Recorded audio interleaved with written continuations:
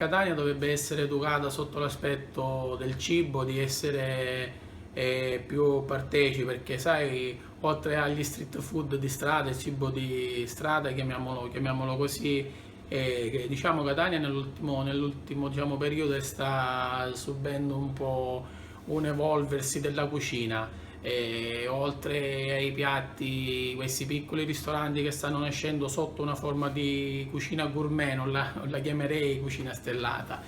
e ci stiamo già abituando a palati diversi e piatti nuovi, colorati secondo le stagionalità. Già questo è un passo avanti che stiamo facendo a Catania. Dovremmo fare un passettino indietro, lì dovrebbe mettersi mano in modo a portafoglio l'albergatore o l'imprenditore, e noi lì dovremmo solo trovare la persona giusta che crede in questo lavoro e ha voglia di mettersi in gioco e magari spendere un po' di quattrini, perché dietro a uno chef stellato c'è tutta una brigata, tutto un insieme di elementi che vanno a completarsi. Non è solo lo chef stellato, uno chef per diventare stellato ha bisogno di un ottimo team, perciò di un ottimo secondo, di una buona brigata, di un buon sommeliere, di un buon, diciamo, anche maître di sala. È tutto un innesto, oltre ad avere prodotti di qualità che oggi l'eccellenza si paga e costa.